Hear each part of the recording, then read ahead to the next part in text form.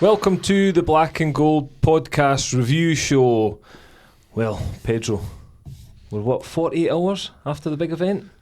It doesn't feel like it, does it? It's went quick. Good weekend, I'm guessing. It's been a blur, Cammy. I can't remember much about it. Massive win. Queen itself at Galabank Saturday night in front of the TV and a lot of fans. 1-0 win. Brilliant. You were in the dressing room, so you can tell us a bit about it. Oh no, great. Again, it was a wee bit. Obviously, it was a massive result for us in general, probably because we weren't on a great run. Obviously, beating Montrose a couple of weeks ago, but there'd been a couple of defeats in the meantime. It was a great one. Obviously, the Dumfriesshire derby had a bit more spice to it, as we always mention when the players that were at Annan they were at Queens and vice versa. So and management teams and stuff. So it was. It's great. It's a great occasion under the lights at Galabank. Yourself there with the TV cameras and the big crowd, good crowd, which I think they lost a few hundred off the crowd tally. Aye, why no? No, it was a good crowd. I thought it was really good, especially because the weather was so shit. It was the time the weather turned out. It was a really nice day up until about 5 o'clock, and then it just came in really windy and wet, but. Good performance. I was actually, again, first time I've seen Queens and Annan this season. I was impressed. I was impressed by Annan, how robust they were. Again, reduced Queens to limited opportunities. Again, yes, I heard Peter Murphy's interview after the game that he said that they could have scored. Yes, they could have scored. They had a couple of opportunities. But so did Annan. Yep. So very competitive game, and it was a brilliant goal, to be fair. Who's your standout sort of performers? There was a lot. I know you give it to Tam. I gave it to Eddie. Aye. Eddie got it. I gave it to Tam Muir. I think the supporters or the hospitality gave it to Eddie. Sorry, Yep. I would say both of them were really good. Rhys Breen, I was impressed by him, especially when Tam went off. I think he stood up and he was counted for. He made a number of good blocks after that. Aye, especially that one right at the end where he slid in. Yeah, it was a brilliant block. There was loads of good performances. I wouldn't say there was a player that underperformed or struggled. It was a good team performance. What to me it looked like from the contrast of the Palmerston fixture was we looked a wee bit more up for it than they did this time. I don't know if you've seen the highlights of the Palmerston or seen the game or whatever, but I thought we looked a wee bit timid, we looked a wee bit standoffish at Palmerston, but then on the complete flip side of that, I thought we were on the front foot. I thought we'd kind of, I'm not going to say controlled a lot of the game, but I think we were a wee bit more comfortable than definitely than we were the last time at Palmerston. It flipped a lot. I felt as if it flipped from nobody had control of the game throughout. It was periods in the game that both teams had. But I just felt as if you guys looked a little bit more experienced, I would say, playing at Galabank in the conditions. I think Queens struggled to adapt to the conditions because you had to win the first half. Mm-hmm. Felt as if you used it quite well. And then when you were playing against the wind, again, it's always that mindset. I think, here we go, we've got the wind against us, it's going to be real backs against the wall stuff. And it wasn't. Mm-hmm. It wasn't. Yous handled playing against the wind well, whereas Queens really struggled with the wind. Yep. They started going direct. It's not like them either. They've not got the players to go direct. Long balls. Again, I felt as if a couple of their good ball playing players, Kai Kennedy and Cochrane. Kai Crichton. Kai Crichton and Kai Kennedy. By the way, some amount of hits that got, I mentioned Kai Crichton. Anybody that's listening or watching, Kai Crichton's one of our friends. He's a local DJ. Yep. Not just a local, but he's local to us. Yes, local to us, but he's a DJ. Well-known DJ. Listen, his dad drove the buses for Annan for years as well. So he was at the game on Saturday, and I'm doing commentary for Albert, and Kai Kennedy's went to put a ball in with his right foot, and I said, Annan need to watch Kai Kennedy. His phone just went berserk. It went nuts. He put it up on a post the next day. I think he had over 5,000 views within the first couple of hours. Brilliant. So brilliant. Kai, I've made you famous after all them years of working hard DJing, and you just need me to plug you an album. That's all it needed. So brilliant. He was buzzing, but it was a good laugh actually. But slip of the tongue, Cammy. It was. Listen, slip of the tongue, Peter. And then you got the boy's name wrong and all. What boy's name wrong? Kai Crichton. Kai Crichton. What? So just going back to the wind. See, Yeah, I think I totally agree with you. I think we managed the wind in the second half a lot better. See the boy Hannah at the back, first half, very aggressive, attacking the ball. He actually looks quite a good player. Matty Douglas, also, we know, is very good in the air. And Jack, what's his name again? The other one? What's that? The Queen's centre half. Bryden, yes. He came off, didn't he? Aye, but again, big lump of boy, really good in the air, aggressive, massive throw. Oh, long throw. Aidan was starting to beat them in the air because they weren't judging it right, just with the wind and stuff. But again, it put us on the front foot just by keeping the ball up at the halfway line, if that's where it was coming to from the by kicks. See, even players like Aidan, what I noticed, and I mentioned it in commentary, was he's so experienced. When the team's under pressure, he buys a foul, gets you up the pitch, he'll chase something at the corner, make the defender have to then clear it rather than just giving it up or allowing the defender to take a touch and then put it back straight up the pitch. He makes them work hard for it. And I think it's vital when you've got players like that. I looked at the Queen's team and I said it again on commentary that I think they lack a bit of experience. I watched Paul McGowan, I thought he was brilliant in midfield. Takes the ball in all sorts of positions with guys around him. Under pressure, aye. And what he does do as well is, and a lot of people might not notice it, he'll take the ball when Annan have been under pressure for 2 or 3 minutes. He'll get the ball, demand the ball, just play a simple pass, but then take it back again. Takes the sting out of Queens' momentum. Takes it totally away from them. Just they've got to reset. And it's vital that Annan have got players like that. So I think Queens miss that experience, whereas I look at Annan, I think they've got guys like, obviously, Willie plays, loads of experience, Paul McGowan playing experience. Toddy, yes. But even Eddie's, played a lot of it, but Tam Muir played a lot of football. So you've got guys in there that know the league, know how to win games of football, and certainly that showed on Saturday night for me. Aye, absolutely, totally agree. Totally agree. They said you could have had probably you had your pick of the bunch for man of the match. Like you said, I don't think even Josh Dixon, we were joking about it on the bench. I think we don't really see him.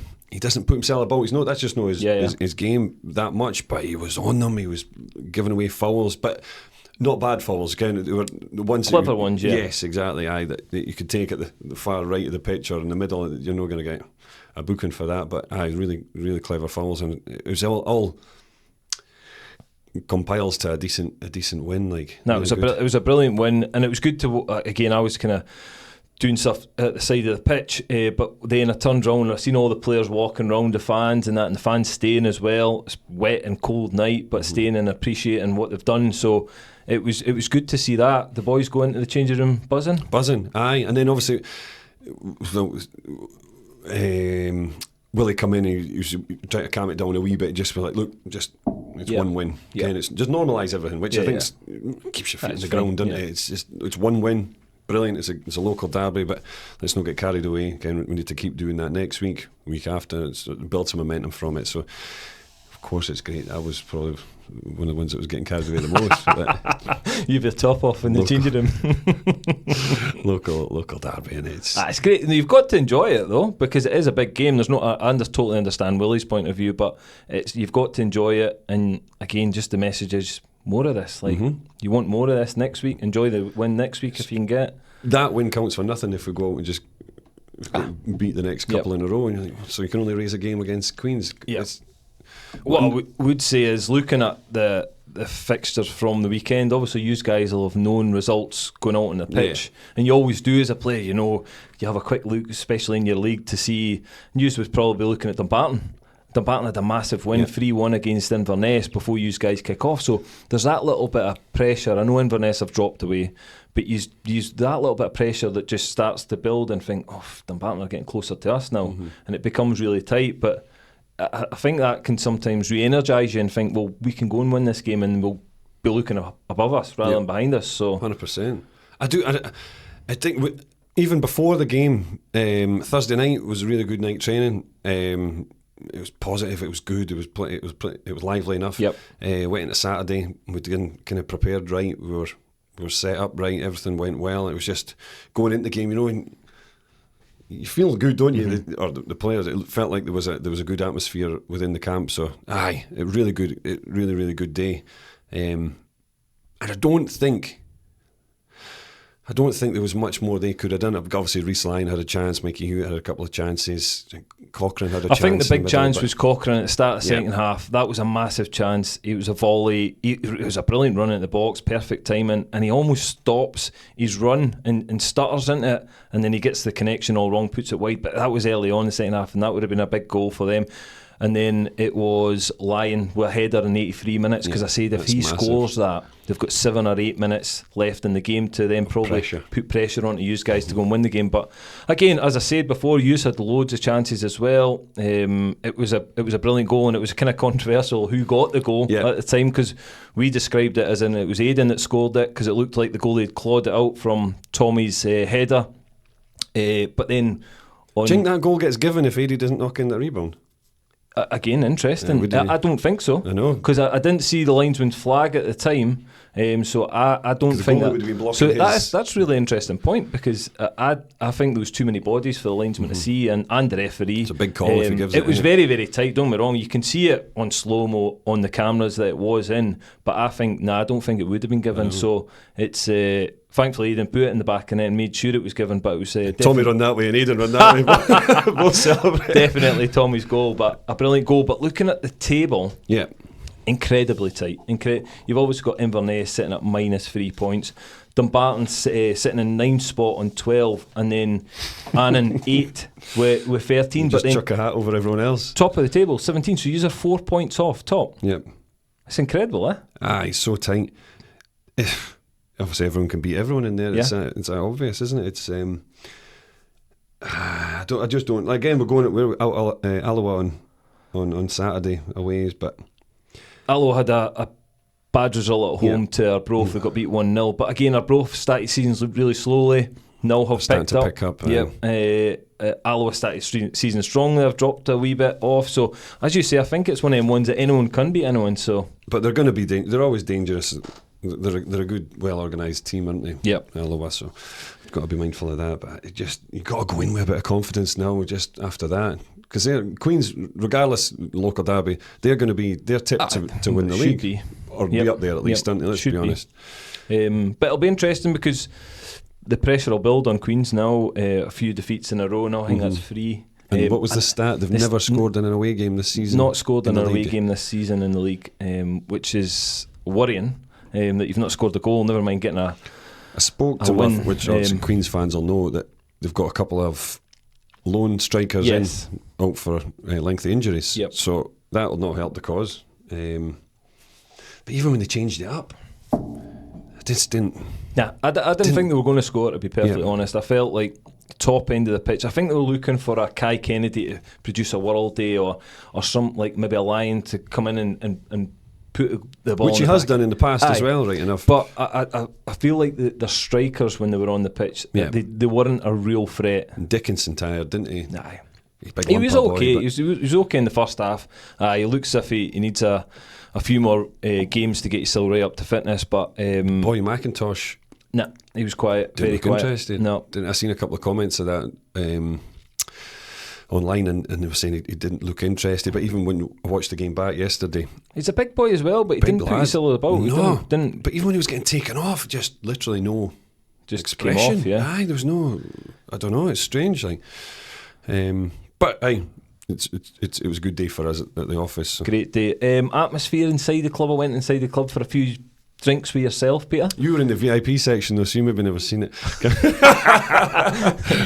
It was good, wasn't it? It was good. It was great. It was hospitality was sold out, and again, hopefully that continues for the club going forward. Yep. But it was great. It was great in the club. Loads of fans, loads of families in there as well, which was good. And a few folk commented, actually. There was a couple of older gentlemen that I was speaking to, the Queens fans that were in hospitality, and they said this is what it's all about, seeing families and that, and here it's great. And it was a really good atmosphere. It was good to see the manager and that go in after the game. Good to see Peter Murphy going in after the game as well. Fair play to him. At defeat, it would be sore, but he went in, got a huge relationship with the club. Him and his backroom staff, Colin and his Al family Casey, as well, and their families went in. So again, it's one of them ones that I just sometimes need to suck it up a little bit. And you got to show face, and if you don't go in, it looks worse. I think it's the right thing to do, but it was good that he done that, and great that Willie was in the club and that as well, mixing with the fans. So it was good, really good to see. And then we had the Scottish Cup draw yesterday for Annan. Fraser away. Aye. Absolute camel track. Another one. Oh. But listen, that's the beauty of the Scottish Cup, isn't it? You're playing against teams you would never normally play against. It's something different. It's a different challenge altogether. We mentioned the journey before. Aye. It's up past Peterhead, so it is a long journey. It'll be, hopefully they can get a small supporters bus going up, because as you say, it's an interesting one for fans, because they won't get to go there very often. Exactly. Highland You've never League been, why not have a go? Yep. They're sitting mid-table in the Highland League at the moment, but that kind of counts for nothing in Scottish Cup, doesn't it? No, it's just a one-off usually, unless it's a replay. But I think it's great. It's great. Obviously, you want to be on the winning end of it, obviously, but you want to go up there and enjoy it and hopefully take full advantage of the win or being in a higher league. It would be nice, but you just don't know what happens on the day. Aye. End of November. I think it's a weekend of the 30th of November that will be played. Other weekend results. We've got, we had Free on Friday night with V's and Ra. You were very impressed. I watched that. You had done really well in commentary. You did, you and Davey? Well, obviously Davey on commentary, but on the punchery. Yeah. No, it was good. It was great. I was really impressed with Free. I thought they played some good football. They've got some good young players, a lot of them. Excellent. Obviously very local lads. Michael Downey's son played, who was our old PE teacher. Was and good. Old Annan player. Yes, Old Annan player, yep. He was good. Lewis was good, yep. And they had a number of youngsters. Ross Irvin, who was at Queens, was very direct, nippy, just... Again, they obviously got beat 3-2 eventually. They were 2-0 up. A bit of a sore one. Stranraer scored, I think it was about 65 minutes, and it just gave them that lift. The tide started to change then, didn't it? You could see the momentum. You see a little bit of experience as well, that Free maybe lacked that bit of experience, and again they put so much into it up to the end, so lost a couple of really late goals, last kick of the game as well, to put them out, to give Stranraer the 3-2. I really saw one, but it was a good game, really enjoyed it. Totally, thoroughly enjoyed it. I think they've made a really good account of themselves. Yep. Like they kept trying to play, didn't they? They did, and for the club as well, it was a great crowd there, and they done everything right. They had, like as I was saying to you before, they had loads of food on the go for the fans. They had a bar open outside the stadium before, I think from 5 o'clock. Again, just to generate money, because they know they're going to get a lot of fans there. So it was really good. It was well done. Enjoyed it. Everyone at the BBC did as well. So. Other results, weekend-wise, I would say big result. Again, Aberdeen just keep winning. Keep winning 1-0 away to Dundee United. That was Saturday night as well. A late goal there just keeps some momentum going. Kelly lost 2-1 to Ross County. So, and then when you look down the leagues, there was, as I say, I mentioned that Dumbarton win. I think that puts the nail in the coffin for... I felt like Inverness had to react from getting put in administration. That's the one they would have been looking for, especially, wouldn't it? Yeah, just to claw back some points. Steny with a big win over Kelty. That was a big win in your league. Yeah. But again, as we said, it's not a massive surprise, because anybody can beat anybody. But Cove. Yeah, 2-0 as well, wouldn't it? Aye, Cove got a good result. So. Aye, some good... They're starting to pick up a bit of form. Aye, they are. Started slow again. They were another one like Arbroath, weren't they? But and everyone was calling for Paul Hartley's head. But and it soon turns, look top of the table. Now won 5 games. So, I think it's going to be a really tight league. I really do. We've got Andy Aitken's podcast. Yes. Enjoy it. Do you know what? It might put a few people off because it was a 2-hourer. Yeah. However, see, when you watched it, felt like 3-4. But no, honest, it went by quite quick actually. He talks well, doesn't he? He's very clever. He's a good man. He's a good talker. I thought it was good. Quite enjoyed it. Yep, it was really good. Did you enjoy it? No, I did. Have you watched it back since or not yet? I've not watched it. I've seen some of it. I've not watched it all back yet. But you're a busy man, you'll not find time for that. Listen, you've got to fit in somewhere, Peter, don't you? You've got to fit in somewhere. But no, it was good. It was good. I enjoyed the chat. I enjoyed Andy's company, which you always do. Again, another person that's part of the backroom staff at the moment, so it's good to hear from these guys. Do you know what? It was a wee bit interesting when he mentioned that he was still trying to find his feet as his role at the club and things like that. See, obviously I didn't tell him this because I would never, but you're going to tell him, no? I'll tell him. He doesn't watch it, he's lying. he's probably the glue, in all fairness, because see when the boys come in and he's in the tea room and he's got a bit of banter about him, he loves it. So he's one of the ones that I feel like the boys look forward to seeing, because he's always happy, isn't he? Yeah, he's natural, quite an radiant, infectious, shining eye. He is. He's just smiling all the time. So I think that helps massively for the mood of the camp, for people coming in for a cup of tea in the cabin before training, or a bowl of cereal or toast or whatever they're having, and he's there, and just makes you feel comfortable, makes you feel at ease. If you've had a crap day at work, we'll talk about it, Ken, or something's going on at home. But I think like, whether it's full-time, part-time, I think you always need these, and you're probably doing a disservice to yourself, because I think you're very similar to Andy, a very bubbly character. I think you need them, because see if you don't, and everyone's, and yes, football is a serious business, because you need to win games of football, you need to produce for the club, it's a business at the end of the day as well. So I think you need to have these guys that are bubbly characters, a calming influence, because you can get uptight sometimes in football. I've been there a million times that you get stressed, you start to worry, but then you've got these guys that are just happy all the time, and it just lets you allowed to sort of ease yourself into everything. And I think. Oh, sorry. What I was going to say there as well was Andy's. We can't just say that he's there for that reason. He's very, very experienced defender, football player, that probably gets washed over because of the fact that he's that nice a guy. But when he talks about football and again, we mentioned the tactics that I was clueless at, he's very well informed. He knows what he's talking about. He's really knowledgeable that way. And that boys actually listen to him, because when he's talking in layman's terms, so you understand what he's saying. I know generally most of the boys will understand what he's saying, because they're all clever lads, football wise. But he puts it across really well. So he likes on a one-to-one basis, especially. I think Andy's great at that. See if he's trying to give a defender advice, or talking about timing or body shape, stuff like that. He's brilliant at that. We done it on Tuesday with one of the guys, just to give a wee bit extra, and the players, they're very receptive to what Andy tells them.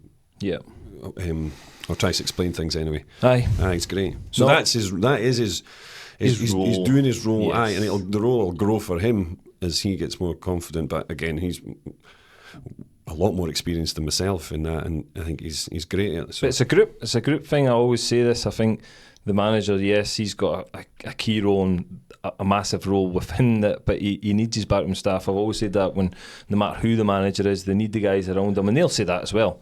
They need the sports science, the physios. Everyone's important. Everyone, kit man, kit woman's important. Do you know what I mean? Every single person is a small piece of that jigsaw to get it right. And I'm sure that Willie appreciates everyone. Willie has. He's done that well. As in, I think he knew that way, Andy. Obviously, again, he knows Andy for years and years. So he'll know the type of guy that Andy was and what he would bring to the table in that aspect. And obviously, so we're talking about the knowledge of the game. But the other side of it was very, very much appreciated from the player point of view. But like I say, we've got a great team. We've got Matty and Amy that come in and do the rubs, and David and Callum that do the sports science stuff. They take the warm-ups. They can take extra to do gym plans for the guys. Good. Karen obviously does a lot of the Kieran, the analyst. It's great, really, really. Jack obviously the physio, which he's struggling with a bit of illness at the minute, so I hope he sorts himself out. There is a real good, even Morgan that comes in. So there's a training, there's bodies. So there's people wanting to help, which is great. What that does as well, I think, looking from the outside in, never been a manager, don't want to be a manager, but certainly looking from the outside in and looking at managers I've worked with, it takes a lot of burden off them. It allows them to do their job when other people are just doing, because they've got the important job. Let's be honest, they have, and all the pressure falls on them. Everyone's on the manager. Results, good or bad, fall on the manager. But I think certainly when it's more negative, he needs to take the weight of that. When it's positive, normally a lot of managers say, look, it's not just me, it's the team. It's the team around me, it's my players. But when it's all going against them, they normally say, it's on me, because they need to take that and they want to take it away from the players or the staff. But it's good to spread the load, and I think everyone's individually good at different things as well. So that's where you identify who's good at. A manager's no physio for it's a good delegation. So you've got to use these people wisely, and it looks as if Annan are. So brilliant. So you've had a good weekend, no having to travel far. Great weekend, no travelling far. It was actually lovely just turning up early. I think I came about 4 o'clock. Did you see the unveiling of your statue? Did you see it? The head was off it. Someone ripped the head off it. What are you on about? I texted you to make sure the kettle was on. He eventually got me a coffee. T-boy again. Fucking Alba didn't even get me a coffee while I was doing it. That's shocking. No one could understand what they were saying, Cameron. That was the problem. I was too busy punting Kai Crichton. Giving him shout-outs. It was... He could actually make the music for Alba. He could have got him in. Could have got him in. You have to drop it in again. We'll just keep doing it until he he needs to repay us now. We Aye, mentioned him on here twice, I think. A few times now. Listen, now we've got this week Scottish football midweek fixtures actually. Yes, full card, isn't it? Yeah, for Premier. Interesting one, massive game on Wednesday night. Aberdeen v Rangers at Pittodrie. That's a huge game when you look at the table and the way the table's sitting at the moment. Obviously, Aberdeen's still unbeaten. Yeah. Rangers had a... watched. Did you see the game yesterday? No, I didn't. We actually had a kiddies' party yesterday. What, did you? Halloween for football. 2017s. Yeah. Nice. Did it go well? Excellent. Great. Everyone was dressed up, and that was great. Were you dressed up? Aye. What as? Football player. Me and Nick went to Squid Games. Just something from the loft that we already had. So it was an easy one. But no, it was great. All the kids all dressed up, and across the road, Scotty Stevenson at Cluden, St Andrews. Yep. They it's Caledonian Lodge. Caledonian. Sorry, St Andrews, the other one. Lodge. Yep. We've been to them the last couple of times. The Fannons had something on, and you can't get the hall yet. We couldn't get the hall. So Scotty, they've been more than accommodating. They decorate the hall for you. Brilliant! It's great. They put the music system on, so you just go in. Everyone's there. The bar's there for the parents. It's great. It's great. It's just across the road, so everyone knows where it is. Good. We actually went in there before the game on Saturday. We took the first team in, because we got. There was usually what will happen for listeners or viewers. What happens is, so we have the grey cabin at the back, which is the community cabin a lot of the time. Yep. The first team go in there on a Tuesday and a Thursday before training, and a Saturday before the game. So we'll set up toast, tea, cereal, some fruit in it. Yep. All that kind of carry on.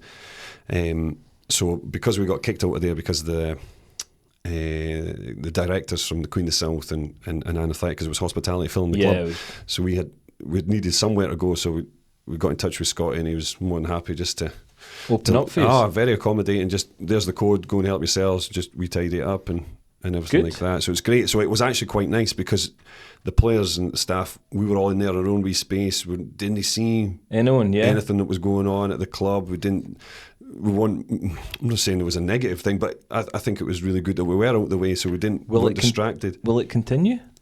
Well, they say we've got the cabin. So I know you've got the cabin, but he's won. It's true, Cammy. Depends how superstitious Willie is about that. Some managers are very super. I've seen them do everything the exact same because they just want to be normal until they break that routine. But it sometimes is nice to be away from the stadium and walk in. It's literally, yourself. It's just around the corner, but it's nice to be, as you say, your own part away from it, and then go into the stadium ready just for the game. Yeah, because he's done Willie does a pre-team talk, and names the team and stuff. So we got all that done out there. So everyone was in the mindset they were playing, they weren't playing, whatever. Yep. Over into there, got changed, and then you're kind of 50 minutes away from the warm-up, really, apart from that. So it was... Well, you can let us know the next home match if it continues or not, if Willie wants to do that. You never know. So going back to the league, Rangers yesterday, the Premier League anyways, Rangers were... They got the job done, 2-1 against St Mirren. Made it hard for themselves. A little bit again, missed opportunities, and again, just not... I don't know. It's just not totally clicking yet. But they got the win. What's Clement saying to it like? Listen, he's a little bit defensive at the moment. It's all about getting wins. They've obviously got the European games they need to deal with midweek, so that is a bit of an excuse that it's there, and we're having to play Thursday, Sunday. So that is an excuse, and I get that. But Rangers have done that for many years now, and they should be doing that because that's what size of club they are. I just feel like they're just... Wednesday night's massive. So the game against Aberdeen unbeaten this season. They've won 8 games, drew 1. That's some start to the season. Whereas Rangers have won 6, drew 1, and lost 2. Yeah, goal difference again. You mentioned that off camera before, is massive. Look at the 24-4 for Celtic. For Celtic. Top of the table. Aberdeen sitting second with 10 goal difference, same points as Celtic at the top. But yeah, I think if Aberdeen were to beat Rangers, they now then move on to 28 points, and Rangers would only be on 19. Yeah. That's a massive gap after 10 games. And there's a void forming there, isn't there? And I don't know. It's a huge game for the club. I feel as if Rangers can't lose that game. Yeah. They need to at least come away from with a draw, but they can't afford to lose it. So that's a good one to look forward to. Other games, we've got Celtic at home to Dundee. You'd expect them to win that. Yeah, it's Hearts, Killie obviously the back of defeat with St Edmunds County. Yep. So they need a reaction, but then Hearts again obviously had the draw Hibs against the Hibs. Edinburgh Derby. Yeah, the Edinburgh Derby. Was it a spicy affair, or was it not I bad? only seen some of it, to be fair. Hibs were winning, and again Hibs being soft, lost a late goal equaliser. The fans were going nuts. It was actually good scenes to see. The Hearts fans behind the goal were going mental, buzzing. So again, keeping on a bit of momentum. Yep, they are. So I think that'll be a difficult one for Killie, especially at Tynecastle. Dundee United v Motherwell, which is actually 4th v 5th. Yeah, that's a big one, because I say if Dundee United win that, they're right on the heels of Rangers. Obviously, if they don't get the result against Aberdeen. Aye, so if Rangers got beat by Aberdeen, Dundee United will only be 1 point behind them in 4th place, which it's just incredible. I think they've had a great start to the season, Dundee United. Really good. So no, that's let's talk about the Queens game a bit more. That's a midweek fixture. What? Hey, do you know what? We were speaking at length with some of the guys on Saturday night in the clubhouse, and what for me, right? You can see why Queens fans are hostile, because Queens and Annan, take out as the personal touch out of this, they shouldn't be in the same league. No. Right? Annan has done brilliant, obviously, with promotion and progression. Queens have obviously been struggling the last few years. Yep. And it was never ever a rivalry, really, because we never played each other. No. When you talk about like cup games and that, it's a massive game for kind of both clubs, probably Annan, if we're going to be honest. But now, obviously, it's that close and it's that tight. Obviously, 1-1 fixture-wise this season. Obviously, they beat us 3 times last year. We beat them once. And it is very, very close. The divide has got so small that's why it's a rivalry. No, I totally agree. I think you look at the gap. Now, I don't think there is a gap. To be, in my view of watching the two teams, I know it was only one. I can only say it off one viewing on Saturday. But I look at the players as well, and I take into account the experience. I look at the quality of the players and where they've come from. I don't think there is a gap. I think they're very, very even teams. Yes, Queens are full-time and Annan are a part-time team, but I don't think that really makes a huge amount of difference at League One level when you've got a majority are part-time in League One. There's 2 or 3 that are full-time. You get the benefits of training every day and being together every day. I get that. But then some players, certainly older players, love good jobs and won't want to go full-time. We can get a good part-time wage and have a good wage of a full-time job and a career going forward after football. So you don't get as many players that want to drop down to Queen's full-time level.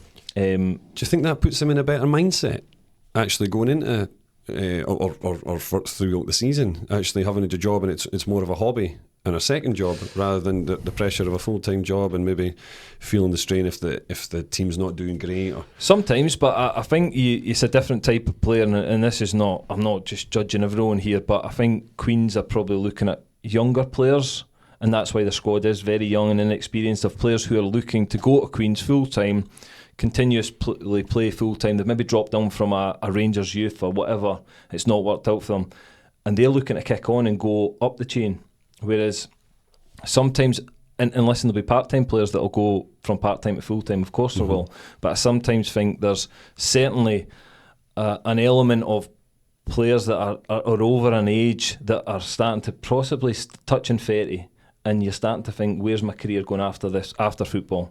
And you've got a good job, you've maybe been in a good job, and you can get good part-time money as well. So sometimes it'll be difficult for Queens to attract certainly an experienced player, I think. Budget as well. Budget again. I think it's not the biggest budget. No, it won't be. But again, there'll not be. I don't think there'll be massive budgets in League One. To be honest, like with regards to full-time teams, Cove maybe I'll have a slightly bigger budget, but it's difficult for Queens. I don't think there is a gap, so I think the rivalry will get even more intense over the next few games, because I can't see anyone really running away with this league or tailing off, to be honest, either. Yeah. It's great, because again, I was speaking to someone this morning, they was, I still think we'll win the league as in Queen of the South. Yep.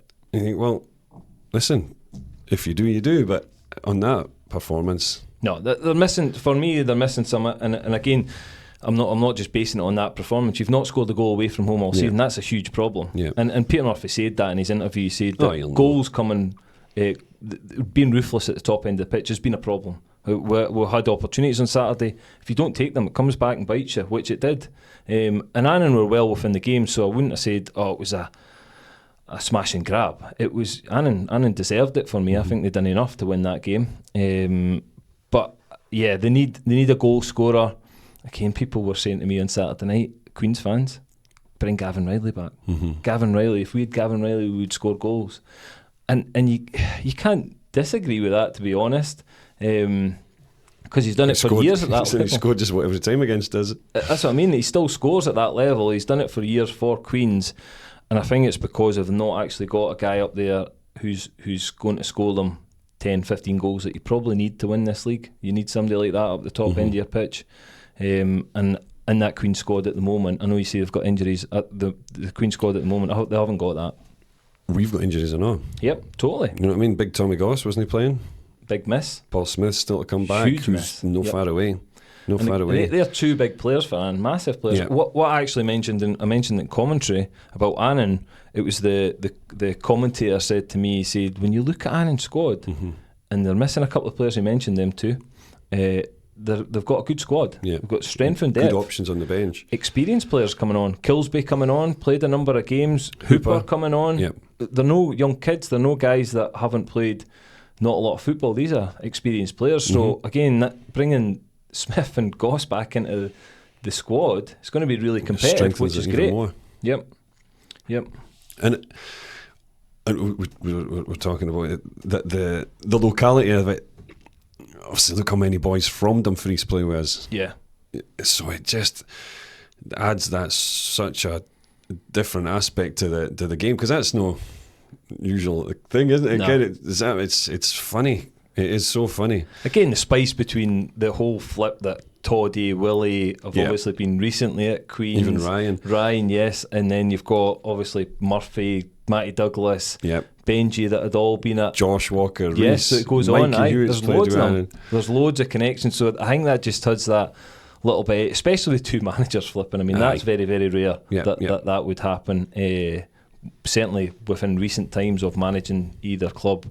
So there was definitely a bit of spice to it, but it was good. I really enjoyed it. And in this weekend, Alloa away. Yes. Build on that result. Got to be confident. It'll be a tough game, but again, brilliant result to go into the game with. And like you say, whereas winning and them getting beat, it's as good a chance as any, isn't it? So I think we've got to go in there with a bit of confidence. What kind of team are Alloa? Do you know what? I think they're a steady. Right. I think they're solid. They're a good, solid team. They don't do a lot wrong. Physical? Or? I think so. Right. I don't think. I see when you've got Connor Salmon playing up front. Yeah. He's a handful for anyone. Regardless who you are as a defender, he's a handful for anyone. But they have got good quality, and I think that they're always well set up. They've kind of built on last year. I think they kept a lot of their squad together, which we're speaking about with Andy. That helps massively. So it'll be tough, but you can't fear anyone. When you look at that table, it's wide open. As in, it could be anyone. So you got to go up there thinking you're going to win it. So hopefully there's some fans go up as well. It's not too far to go, so hopefully there'll be a good bus load, especially off the back of a positive result. Everyone will be kind of buzzing to go and get the next fixture. Absolutely. Do you know what was nice? So again, we spoke about the crowd, but it's funny, isn't it? Because the week before at home to Montrose, a couple of weeks before, 364 or something. Yep. And you're like, how are we getting that to that? Yep. It's brilliant when the numbers turn out, because the atmosphere is so much better, and it gives everyone a lift, and the fans probably enjoy it a lot more. What was it on the Queen's Park? Oh, we were on holiday, weren't we, for the Queen's Park, the Friday night one? Yeah. I never seen what it was, but honestly, the difference that makes, and it's brilliant to see. So if we could obviously try and stabilise the numbers, 500. See, you can get 500 every week for like home fans wise, and then they'll obviously depend on the distance the away team has to travel and what they bring. But that would be massive for the club, because that'd be almost jumping 150 fans on the back. But it's there, like the product's there. It's a good league.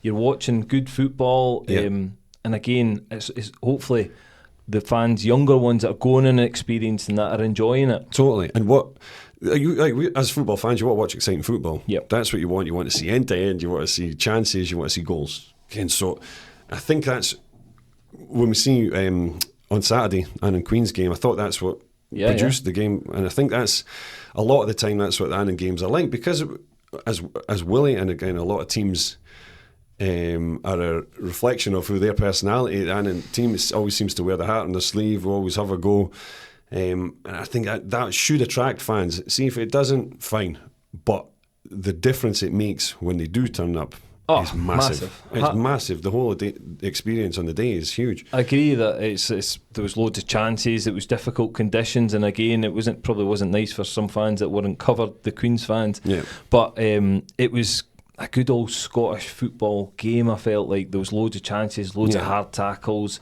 passion. You could see it. Again, fans giving opposition stick, that's fine. Do you know what I mean? As long as it's at the right level. But that's what else I was going to say.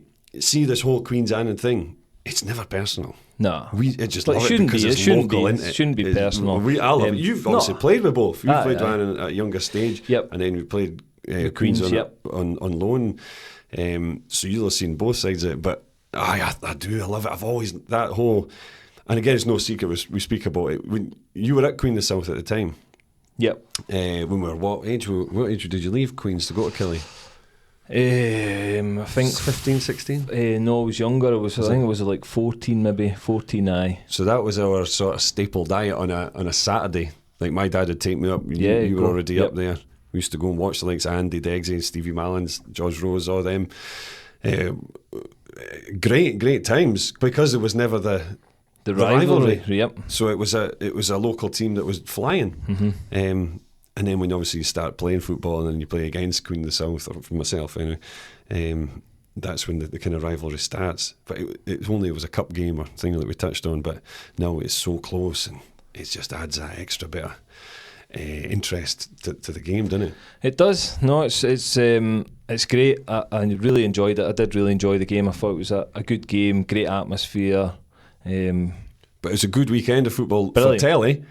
And for locally, it was amazing. Stranraer 3 is a local, not a derby, but it's a local fixture. Two local teams. No, it was great. And again, BBC said that on Friday night. We mentioned the Annan game, and we just said like it's great for South of Scotland football, Scottish football. Just seeing what the product is down here and what we've got to offer, because you get forgotten about with the Central Belt and normally swallow up a lot of the attention, but it was good to get the attention on South of Scotland for a period. So it was a great game at the weekend. Hopefully Annan can get. What do you think the thoughts? Obviously you've not seen much Alloa either. No, but again you're right in what you say, that you're in a really good place. I'm pretty sure it'll be a different type of game that you're going to face. Alloa have got experienced players. I would say that's probably what's different from them to Queens. Connor Salmon's a handful up front. He always has been. Big lad. I played with him. He's one of the fittest guys you'll ever meet. Is he? Oh wow, he is in good shape. In fairness, he's an absolute machine. He's a good player as well. So he'll be a handful. But again, Annan have got to be confident going in to that game. Great result, knowing that you look, even flip it, because you go, we've beat Arbroath this season, they've beat Alloa, so there's loads to feed off of to be confident in the game. But yeah, I think if you get anything from the game, a draw is probably a positive result. A win's exactly what you want, but again, play to win but don't get beat. Steve Clark, play to win but don't get beat. So, I think that's. I think if you get anything, what do you think? Prediction. Yeah. Whoa. Predictions. We Peter Watson. It's like He's rubbing Andy's head. He's got his crystal ball out again. He absolutely smashed it on the socials with your predictions 1-0. from the last review show. So what are you going for this week? Everyone get the bets on when you hear Peter. Annan 1-0. Oh, there it is. I am. Consistency is key. You going for a 1-0? And I'll take it one step further. Oh, here we go. I'll tell you the scorer. Josh Todd. Josh Todd winner. Josh Todd, when you've heard it here. First on the Black and Gold podcast. I'll tell you, you were impressed. I heard you in the commentary with Kyle Fleming. Yeah, he was really at the heart of a lot of the action. I was obviously at Annan when Kyle was there the first time. Good lad, isn't he? Great lad. But good pedigree. Obviously, was at Dundee with Gulzer as well. Good player. I always thought he was a good player. Didn't really get a chance when I was last at Annan. But I was really impressed with him getting beyond the strikers. Really good on the ball. Again, up pressing people really high and hard. Yeah. Showed loads of energy, but he was very good. Again, he was one of the kind of ones that I would say were a more standout performer for me. But again, it was a team performance. But he was good. He was really good. I enjoyed watching him. Do you know what I like about Kyle? He went away. Obviously, he didn't get kept on. He went, but he did not go back to Dundee. He didn't go back to his parent club and never got kept on. But then he went to Stranraer and he went to Albion Rovers and played 2 full seasons there, so he's played a lot of football, and then he's come back again. So I think it shows that he's been willing to go and play, willing to go and learn, and then which will have helped him though. Getting games again, you can train all you want, as much as you want, but you'll only get better from playing games. And again, I can see that in Kyle. I see the difference in him. He looks much more up to speed and like a League One player. He certainly did. Do you know what because he never got a lot of game time in pre-season because he'd signed and Willie knew exactly what he was all about, and that he was looking at other options, not other options, but he was looking to give other boys play if they were on a trial or whatever else. So he's playing the last 2-3 games, and he just given him that opportunity to bed himself in. Sorry, if he's not doing the job, he'll probably be out. But you've got to give him that opportunity of a couple of consecutive games just to try and get himself in and comfortable, and I think we'll reap the benefits of that. But that's what you said there as well is important, that if he's not doing it, he'll be out. But I think that's probably in a lot of positions in Annan on the pitch, which is a great option to have. It puts pressure on the players to go and do the job on the pitch. Or there's somebody else waiting in the wing for an opportunity. So that's what the squad's all about, and having strength and depth. So and quality, isn't it? You do need that. So great. Good luck to Annan on Saturday away at Alloa. Hopefully the fans get behind the team.